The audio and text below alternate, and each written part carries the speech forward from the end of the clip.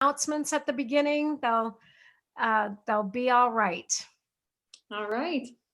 Well, we will go ahead and dive in. As Claire said, this will be part of our YouTube channel, and so anything you share there, just know ahead of time that it's public. But we love that you're joining us. We're grateful for you, even as the world kind of focuses towards gratitude in November here. We're coming up on the Thanksgiving holiday, moving toward Christmas and all the things. And so we just realize and acknowledge it's a lot that you are here, and we're grateful for community and connection. It's one of the things that are keeping us going in this season. So want to share with you just a few different things and ways you can plug in as you're looking toward 2021. Marcy Maderi has been doing these Enneagram panels online, and so there are great ways to plug in. I'll post something there. She normally is out of Loughrige, Illinois, but just got some ways you can connect with the Enneagram. Also, Teresa McCloy is one of our board members. I work with her business at the Real Life Process. A couple of things. We want to give a shout out. Her 100th episode of her podcast releases today. It started as the Enneagram in Your Real Life podcast. So there are lots of episodes really just focused on the Enneagram. And now it's the Real Life Process podcast. So it all works together. I'll post a link for that. And then we've got a retreat coming up February of 2021. And so you can check that out. It integrates the Enneagram. And then a couple of certification opportunities too. So Clare and Scott Loughrige are hosting again in January. It'll be all online, so you can join virtually. Their Enneagram Motions of the Soul training. Beautiful work for your personal soul and practices you can live out in your real life that are just really transforming and life-changing. So grateful for their good work. And then Dr. Wagner is back and offering some winter, spring, and summer 2021 things through Enneagram Spectrum. And we're always grateful for Jerry's good work. And so all of those links will be in the sidebar here. And I'm going to turn it over to Claire so she can introduce our guest today. Well, so everybody, let's just say thanks to Erica for always keeping us on track. She is the loyalist. She is this courageous, faithful, fabulous human, and love being on the journey with her and walking alongside you, Erica. We just want to give thanks for you today, and so thanks for making this possible. I do know that it's really difficult for people to get online at the time that we put things together at this time. And one of the things that we have learned as my husband and I, as pastors of a church, is that we have to be open to people going to church at different times than at the time that we think they should be going to church, right? And that they've normally been joining in a physical space. So one of the gratitudes I have today is for the YouTube channel. And while we could be doing a lot more with that, and maybe we will someday, because I have a guy from Google who's a friend who would like to help us a little bit. So everybody, let's look forward to that. But I want to say that this is a really important topic for me. Danielle, who's an author and a teacher and a trainer in the Enneagram, she is also a person who works with groups and corporations in the areas of bias and prejudice, and helping people understand diversity, inclusion, and the like, which she'll get into today. But for me, I am hardwired for justice, and I was born into a home where my dad was on the Archbishop's Council for Race Relations in the 60s. And we lived in the downriver Detroit area. My dad marched with Dr. King. We had death threats. We had things written on our car. And I was a little person. I was born in 1962. And the kind of regulating presence that my dad had during such trauma, when you had letters and things written on your car, and I remember a story he told us about being at a church. He said, I would go to these churches on behalf of the Archbishop, and I'd knock on the door, and some pastors would say, "You can come in, but I'm not going to be here." Right? You can do it, but I'm not going to show up. Right? Or, no, you can't come. And then there were some really brave priests, and I wish I could remember all of their names. But my dad talks about this one Irish priest that after he was done giving a talk, he was drinking out of the drinking fountain. And he heard this voice say, "I wouldn't do that if I were you." And there was somebody right behind my dad ready to take his face and smash it into the drinking fountain. And, my dad had this way of saying to us, your charity begins at home. Love begins at home, and your home is a lot bigger than you think it is. And so I feel like I was hardwired to look for people who were justice makers, justice keepers. I married a 9, and I was looking for people that actually were keepers of the peace, that were not afraid to be in the justice space. And I say all that to you, friends, because there isn't anybody that's getting a pass out of being a person who is a keeper of justice or maker of justice, a person in this world that we say, how can I show up and be the person that I am called to be, I'm wired to be in this moment? And are there things that I've been hardwired uh, in my growing up years, in my nurture, in the genetics and epigenetics of my life, that have not put me in a place where I am saying that justice, uh, a threat to justice anywhere, is a threat to justice everywhere? So I just invite us to hear these words from Danielle today by, first of all, just taking a breath and letting go of any of the words that I said that are too much for you at the moment. So just take a breath and say, I give myself permission to let go of something that felt like too much. And then take a breath and name your willingness to be open and available here in this moment, to hear something new, something hopeful,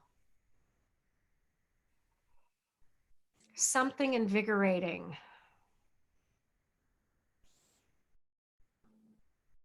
something regulating for your emotions.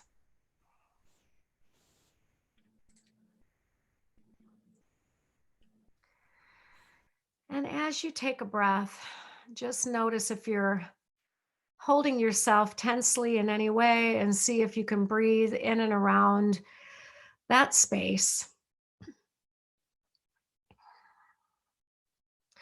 And allow yourself to let go of what might keep you from being open to something new, something good, something loving, effective, beautiful, wise, faithful, joyful, powerful, and peaceful.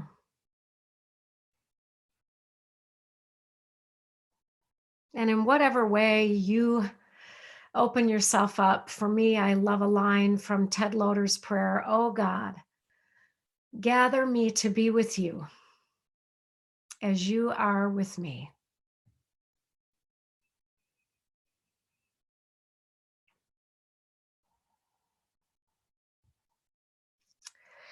And as you feel ready to come here with this group of people,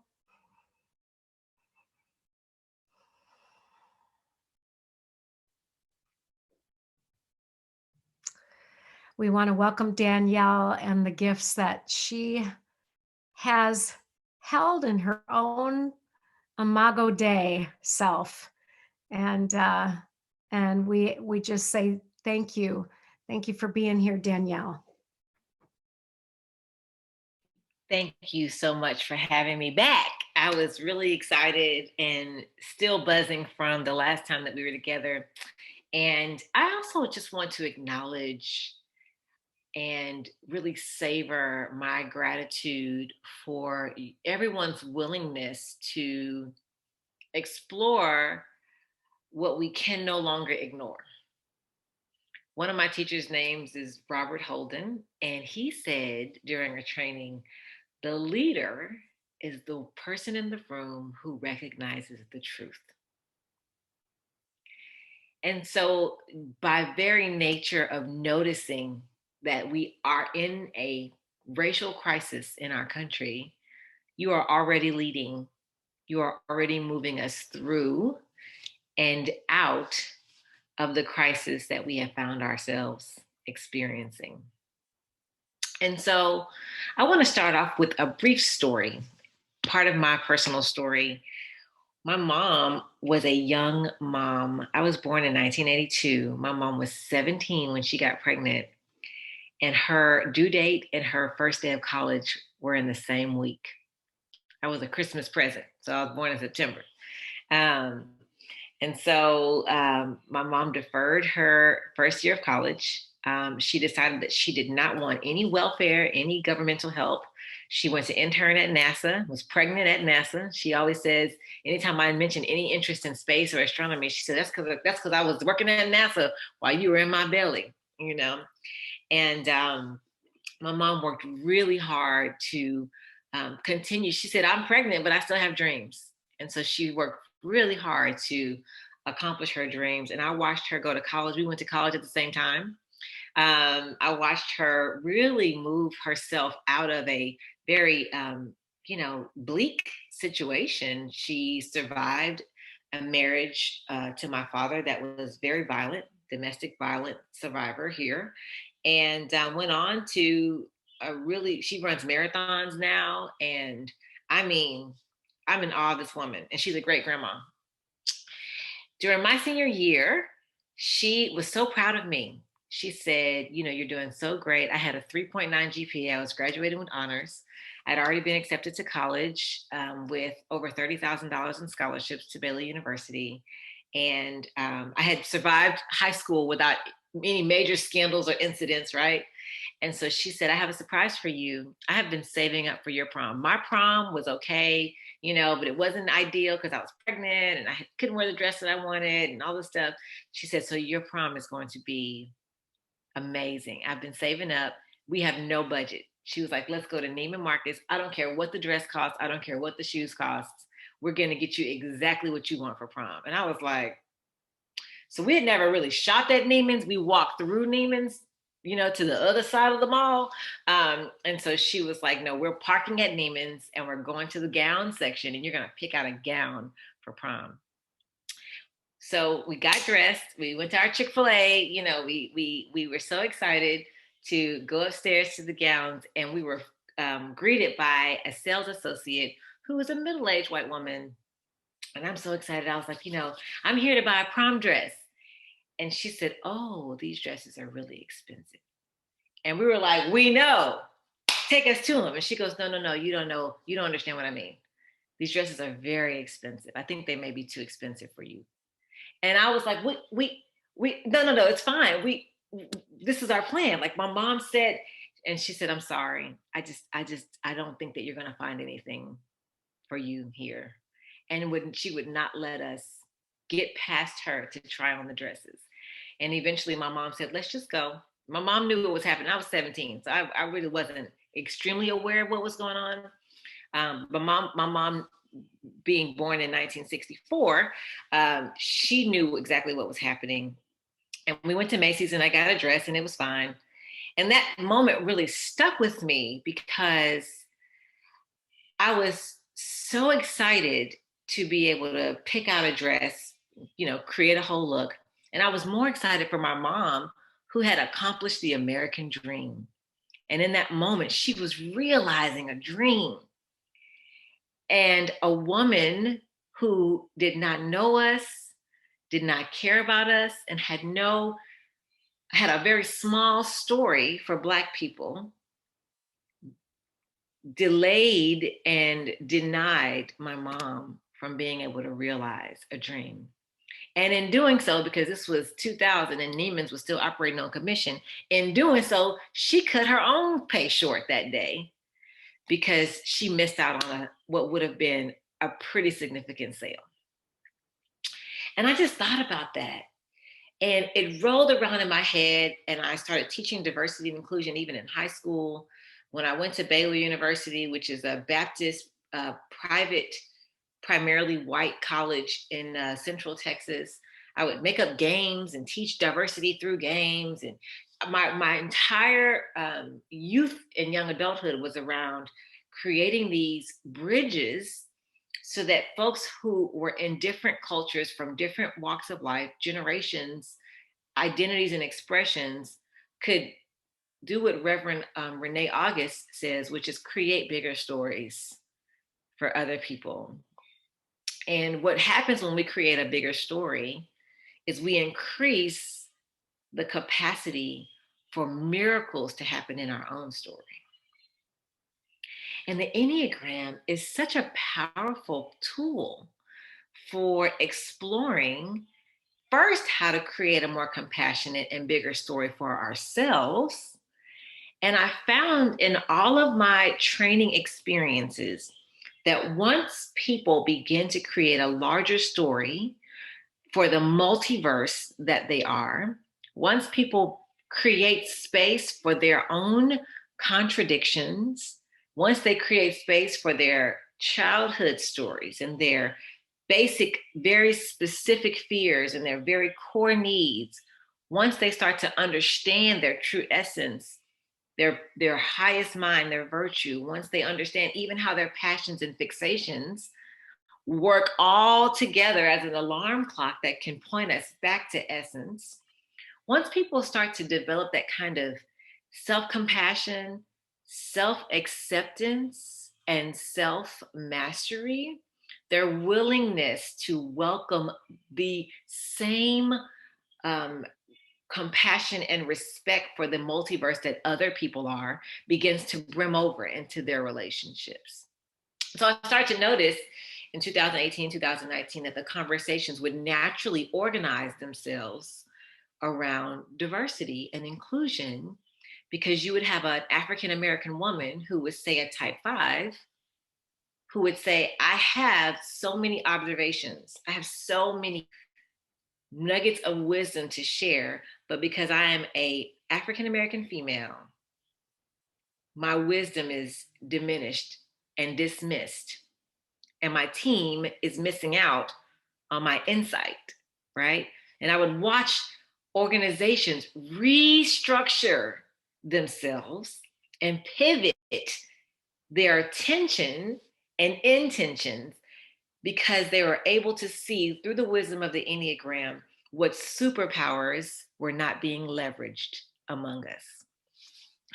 And so I got excited about this and started to create some very specific ways for us to explore using the wisdom of the Enneagram. And it's different because a lot of diversity and inclusion trainings, they shock us with the stats, and then the people who are privileged feel all ashamed, right? And the people who are who have a further proximity from privilege are sitting there kind of like, see, you see what we're going through, And it's really helpful to have knowledge of those things.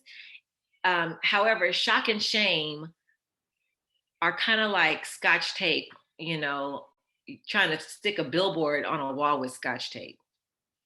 You may get it to stick up there for a second, and then as soon as you turn your back, it's going to fall right down and go back to normal. So my approach is to take a more holistic approach to how we can begin to welcome ourselves and then welcome people that we consider to be other from us, and explore how what distinguishes us is really great and what unites us is much deeper and more resonant than we know. So I'm going to share a couple of screens with you. I'd like for us to get on the same page in terms of some definitions. So I'm going to take a few minutes to create some definitions, and then from there, I'm going to explain just a little bit about how each type responds and each type's opportunity. Okay. So I'm going to share my screen. Bear with me, if you will.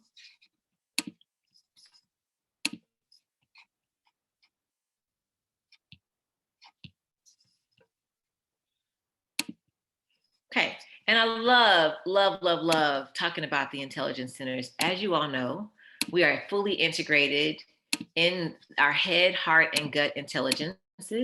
And so, sorry, let me present the screen so you guys can see it big. Can you guys see that big? Let me get some thumbs up if you can see it. Thumbs up? Can you see that? So what I want us to do is just first of all understand the building blocks of how we got here. Okay. We process the world through our intelligence centers, right? We understand through our sight, through our senses, and then we bring that information in using our head, our heart, and our gut, and then we create responses, right? Using our dominant intelligences, which eights, nines, and ones, our gut people, twos, threes, and fours, our heart people, and fives, sixes, and sevens are super intellectual mind palace people, head people, right? And so what we're doing now is we're organizing information, and we're using all of our intelligences to organize information and determine and discern whether or not things are good or bad. And so what we do is we organize information into what's called a schema, right? Which is just how our minds organize knowledge around concepts, and then attributes details and attributes our relationship to these schemas. And so schema is another word for just a category, right? A structural category. And then in those schemas are these biases, these tendencies to believe that some people and ideas are better than others. Bias is a mental shortcut that we use in order to accomplish security and survival.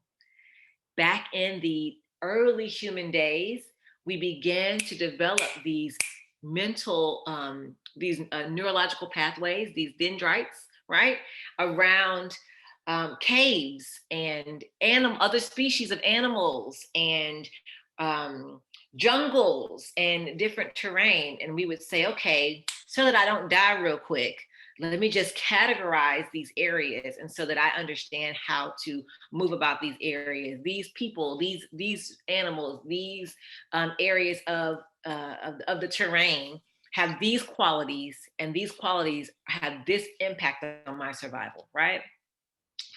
Here in the present day, we still use those mental shortcuts in dealing with people, and what can happen is a self-fulfilling prophecy when we create these categories for people, and then we attribute those categories to different people groups.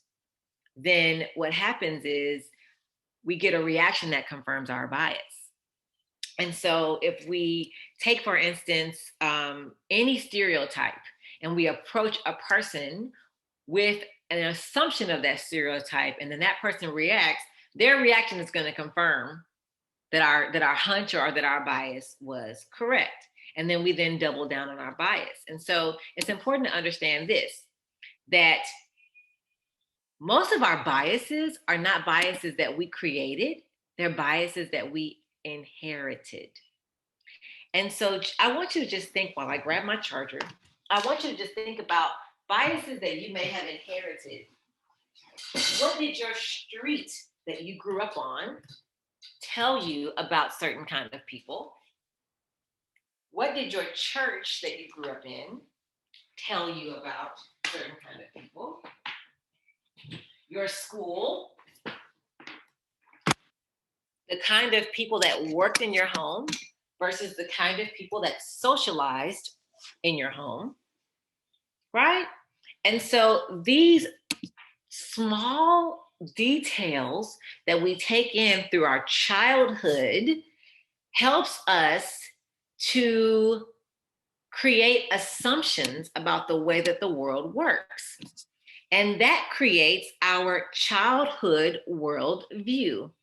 And as we grow up, our bodies get bigger, our playgrounds get bigger, our toys get bigger, and our worldview, though, is the only thing that does not naturally grow until we examine our worldview and begin to dismantle the parts that no longer fit the actual world that we live in. Now, we understand that there's a need to examine and expand our worldview when we start to experience cognitive dissonance right here. Cognitive dissonance is what happens when what we believe conflicts with what we're presently experiencing or how we're presently behaving. And this can be expressed through anxiety, through anger, through any kind of discomfort, this sadness, regret, guilt, embarrassment, shame. What happens is we have a head knowledge, right? And then we have a core belief. For instance, we have head knowledge that all men are created equal, right? It's in our Constitution. Yet we see a vastly different reality played out through camera recorded police brutality and all kinds of injustices, right? And so we see that the world that we thought we were living in is not exactly that world. And so that creates that tension, that cognitive dissonance. And then we start to experience ourselves having some really kind of awakening moments. And this is a good thing. This is a great thing. I'm going to stop to share real quick, because one of the things that I wanted to just to stop and name is that if you are here and if you are noticing a difference in what you're experiencing and what you believe to be what is the best way forward, the most equal way forward, if you're experiencing any confusion, if you're experiencing anything, you are already in the work of helping to dismantle a system that is unjust and unequal, right? You are already in the work. And my invitation for you is to continue. So now that we kind of understand that those biases and those schemas are these little building blocks that help us to understand good and bad, right? That help us understand what helps us survive and what helps us to not, and what keeps us from survival. And we create in our minds, I'm gonna share the screen again, and we create in our minds these aversions, things that we avoid, people that we avoid, and then these attractions, things that we definitely do. These are our people. This is my place. This is my thing. Okay. And over the 400 years of our country's development, all of these little biases, all of these good and bad judgments have all been stacked to benefit the same group of people, right? And so what we have now here is this understanding of proximity to power and privilege, access, and resources. And if you look at this kind of wheel, this wheel explains how the more other you are from this middle circle, the farther you are from access to privilege, to power, to access to resources, okay? And so everyone lands somewhere in the area of privilege, and then everyone has something that also creates a step from power, privilege, access, and resources. Now, here's where the beauty of the Enneagram comes in. I absolutely love how every Enneagram type has their own experience of cognitive dissonance with the reality of the image that I just showed you. Type ones believe that racism is morally wrong and out of integrity with the very foundational intentions and the very foundational beliefs that formed our democracy. So type ones are like, guys, this is just wrong. This is morally not right. Type twos, they feel the cognitive dissonance when they see people of different cultures on the low end of receiving the help, the care, the resources that they need. And so twos are looking around saying there are people who need help and there are people with lots of means and resources. And so twos are looking at the cognitive dissonance that they feel as natural, kind helpers. And they are sitting here going, this is not right. And here we start to see these wheels starting to think. Threes are so disgusted with how the system of racism is inefficient. It is a poor business plan, and it denies our country access to talent that gives us a leg up on innovation and evolving culture forward, right? It is just inefficient, right? And if you pull from the same talent pool over and over again, that talent pool is going to turn into a cesspool, right? You have to be able to broaden and diversify, which is actually where diversity even comes from. Scientists studied what's called biodiversity, and they noticed that when you put the bell peppers and the onions and the garlic and the kale, when you throw it all in the same ecosystem, every single species flourishes more abundantly because of the cross-pollination of the different plants down in the roots, down in the soil. However, when you just have one crop, that crop, it does okay, but it doesn't flourish like it does in the biodiverse ecosystem. And so during the final kind of days of the civil rights movement, all of the, white Anglo-Saxon Protestant business owners said, well, we are feeling attacked by the term civil rights and equal rights. Could you use diversity as a way to soften the attack that we feel, and we'd be more open to creating diversity initiatives instead of equal rights initiatives? So that's where the term comes from. So now back to the types, fours really, racism is inauthentic.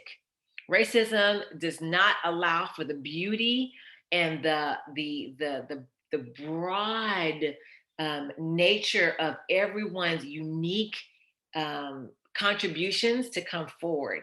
It's inauthentic, and it is inherently limiting to see the beauty of the world. And so fours feel that cognitive dissonance because they're like, this is very shallow. Racism does not allow us to go very deep, right? Our fives, our beautiful mind palace fives who are observant and are so wise and omniscient, racism it makes no logical sense to them. It promotes group think, and it does not actually compute as something that resonates as true or effective. So for the fives, racism, it's not logical. It's illogical, right? And that cognitive dissonance starts to tug at the desire that the five has to really observe and organize everything, and that wonder at how everything is really coming together. The details and the rules of racism are inconsistent and illogical. Our dominant type sixes, racism as a system is completely unreliable. Racism as a system does not support the community's needs. Racism as a system will sink the ship. And so the loyalists, those loyal sixes, when they really get the courage to tap into their own strength and faith, they recognize that the very faith traditions that they have been a part of have been harmonizing themselves with these racist systems. And sixes do not like when the receipts don't add up to the purchase, right? And so they're like, wait a minute, we're saying all these things, but we're not living these things out. This is an unreliable way. This is an undependable way to move forward as a collective. Sevens feel limited by the toxic and abusive nature of racist systems. And so when you see a seven, they really get in a bind because of the hostility and the lack of joy and creativity that is completely absent in an environment that is dominated by racism. Eights, of course, are champions for the vulnerable, are champions for the underdogs. Eights feel like racism is inherently unjust. It harms the vulnerable. It harms the weak. Eights hate a bully. And racism is a big system of bullying that benefits one person and doesn't benefit another. And so eights' blood is boiling when they witness systems that harm the vulnerable. And then our nines are so distressed and bothered by the division and the conflict, by the lack of peace that is pervasive and perpetual in systems where there is racism. And I want to be clear that racism is a system that we are all swimming in that was built by several little biases over time, forming what we now know as what is called white supremacy, right? This idea that whiteness is good, and then every other culture, Black, Indigenous, people of color, are somewhere in the subhuman category beneath this concept of whiteness. It's all a concept. So all of these Enneagram types are feeling this cognitive dissonance in the areas of their essence, right?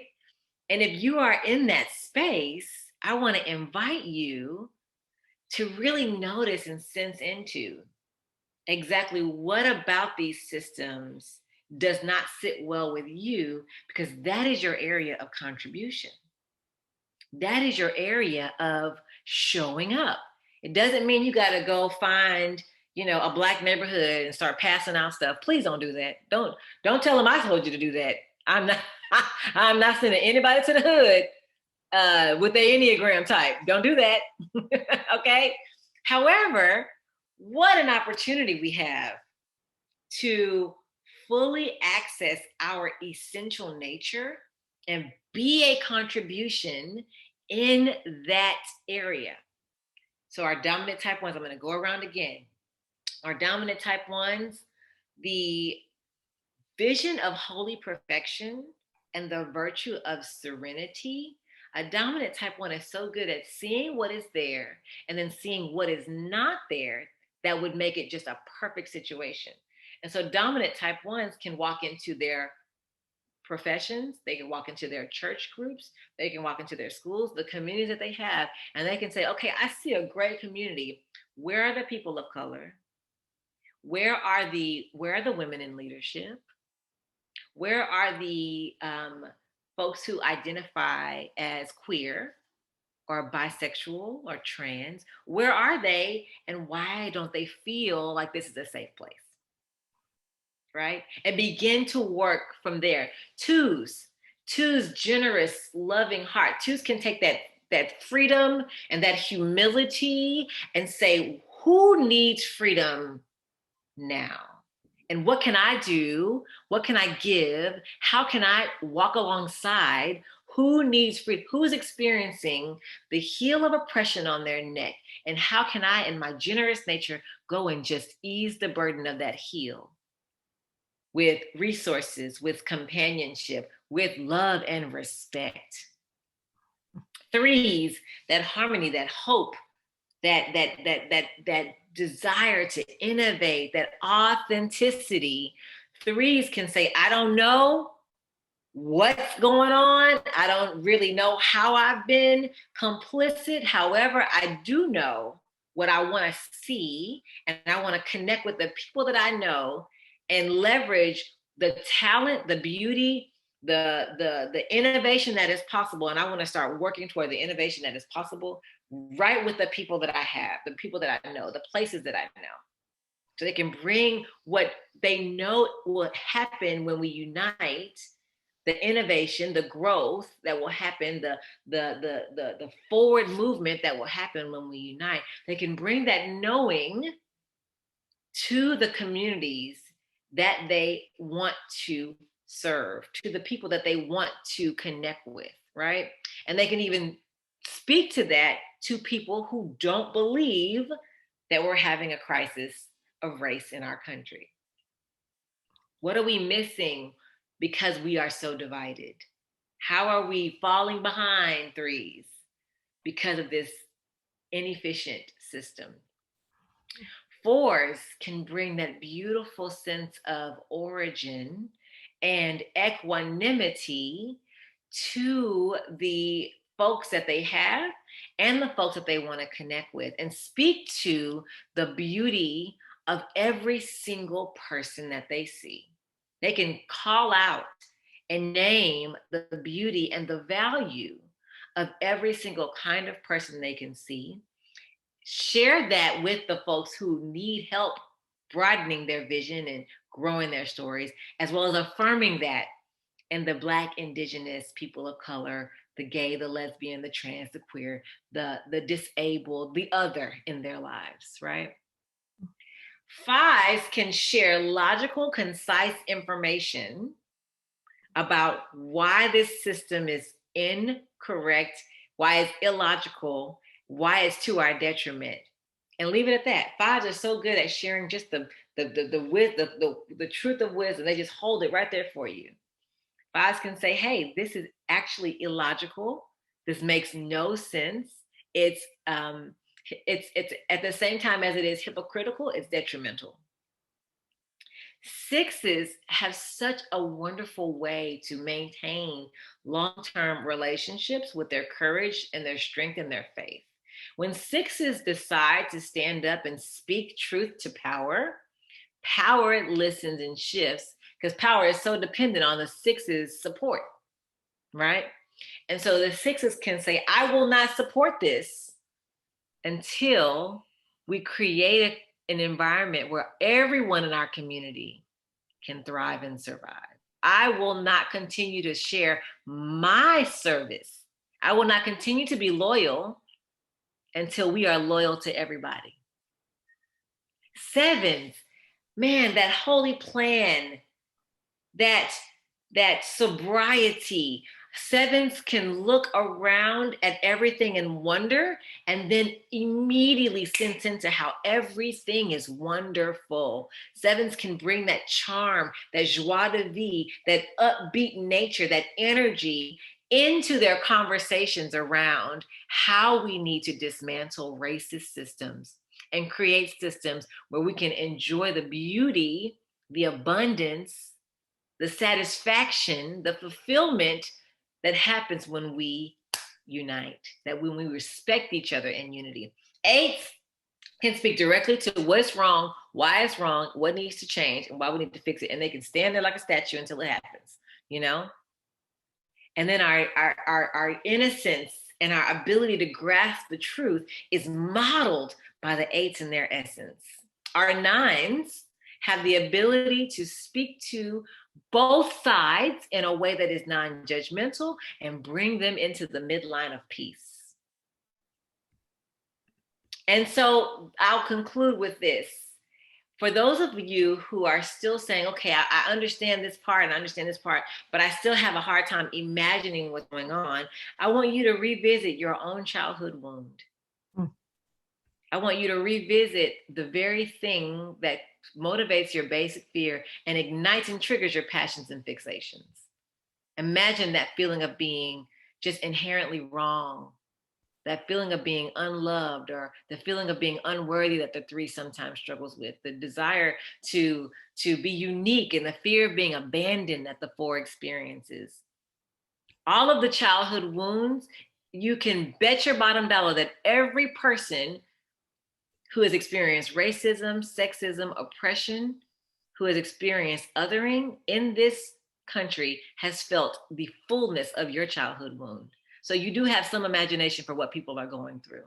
Mhm. So turn your imagination for what people are going through into the energy that you use as you embody your essence towards creating change right where you are with the people that you know. That means talking to people who are like you and sharing your perspective, as well as affirming the value of the other that is right in front of you. That's all I have. Well, that was a lot. Danielle, I really I feel like, of course, this is a 6 module course that you It do is. 2 hours at a time. Mhm. And again, this month, I just want to point out to all of us that what Danielle did was in the wisdom of Nelson Mandela. Human beings can't bear the burden of their own inherent greatness. That we've got to talk to people about their greatness before we talk about where we're missing it, where Oh, we yes. failed, where we have wounded others, and or the things we've done, the things we failed to do. I think um this is something that we could take home right now, just to spend time with the virtues, the holy ideas, the way that our essence, not the way that our vice or our shadow side or our false self has been complicit in the story of disparity and racism and inequity. If we are able to hear these words for our own soul's sake, we might actually start to pick it out for the others of us Mhm. when we're looking at it too, and we can help them find that way of bringing themselves as this virtuous um, imago Dei, this beautiful gift to the world. And I do also appreciate your naming.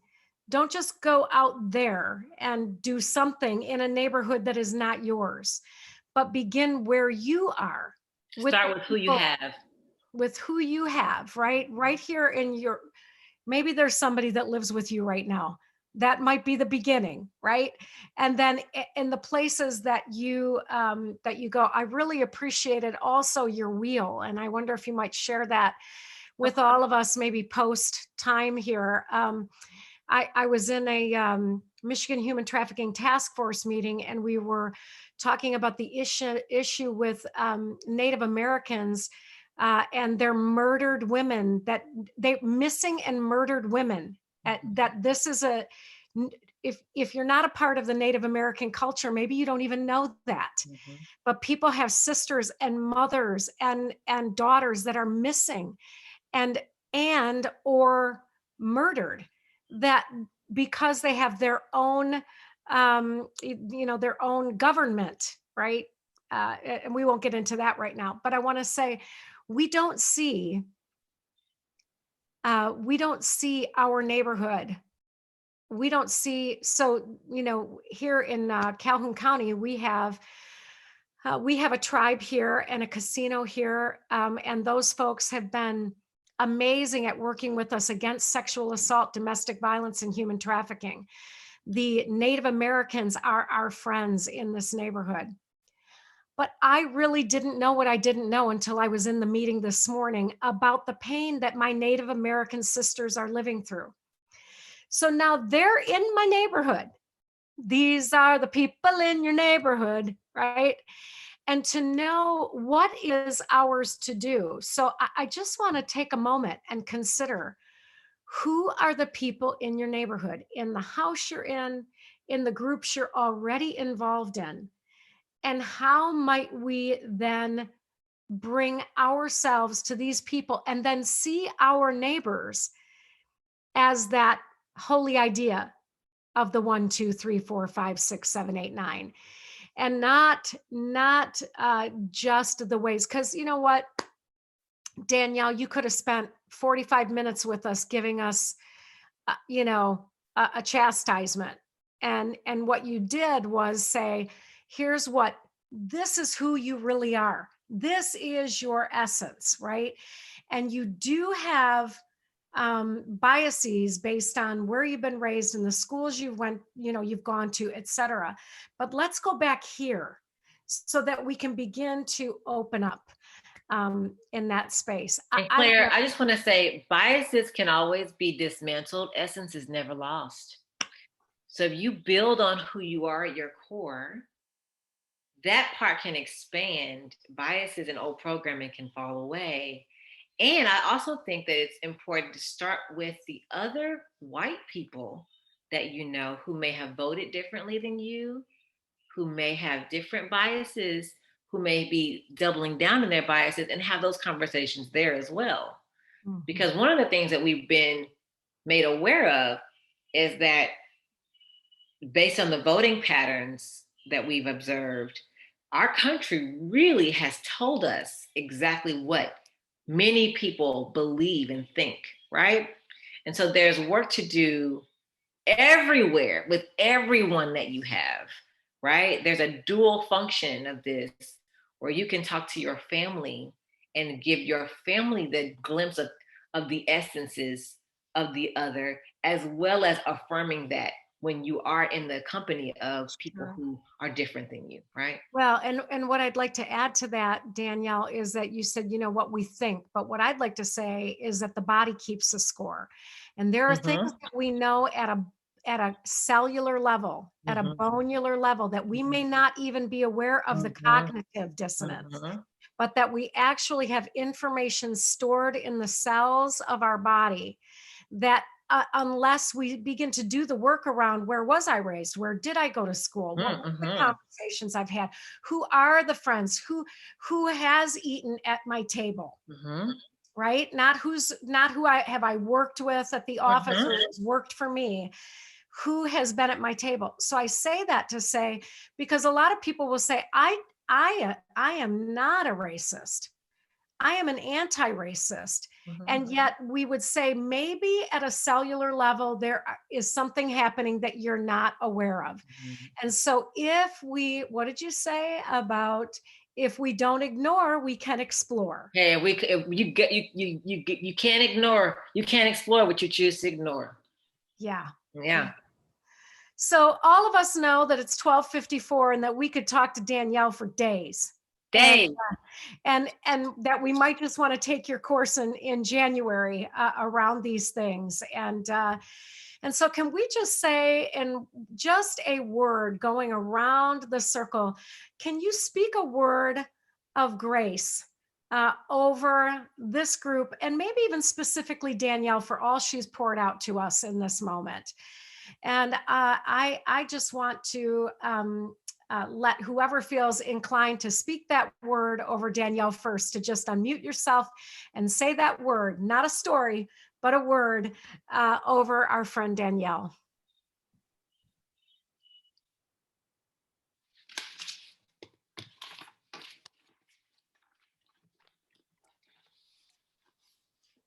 Thankful, gratitude. Thank you, Danielle, for helping us in this important time, and for your important work. And just keep up the good work. I love you. I love everything you're doing. God bless you. I'm writing down your words. You are light. Thank you. Erica, I'm sorry. And I just joined this, and hello everyone. I'm not sure what the group is per se, but I just joined because I saw a link. But Danielle is a longtime friend from school, and I wanted to also say that she's always been a source of light. So thank you for sharing what you shared today. Thank you. Sandy. Oh, okay. I was going to say perspective shifting.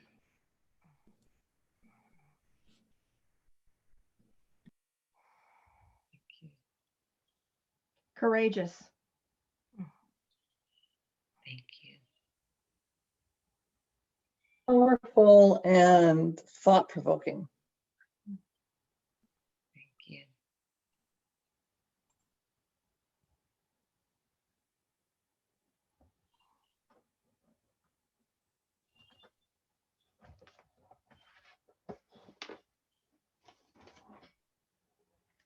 I would like to add, Danielle, deeply grateful for what you shared today.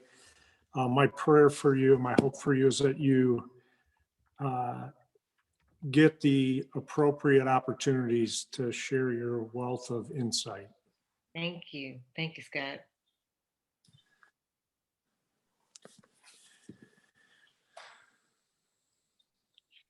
Thank you all so much. These words, I'm savoring these words. I just wanted to say my words are, it's a humble authenticity that I appreciate.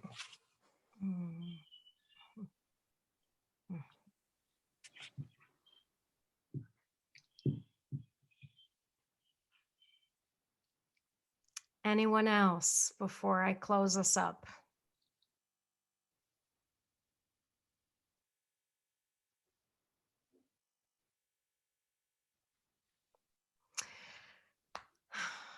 So I just want to say I'm proud you're my friend. Thank and you. I want you to go worldwide. Thank you. I want you to give this word to the world. And gracious, beautiful, brilliant, mind-blowing friend.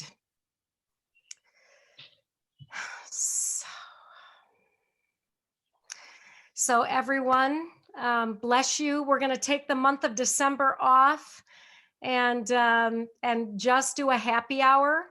So we'll send out a link to everyone that's in our newsletter. If you're not in our newsletter, leave your phone number here, because we're just going to have a happy hour in December.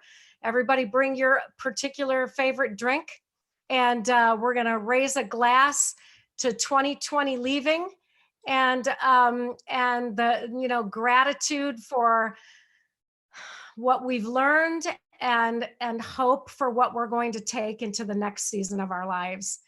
So bless you, everyone.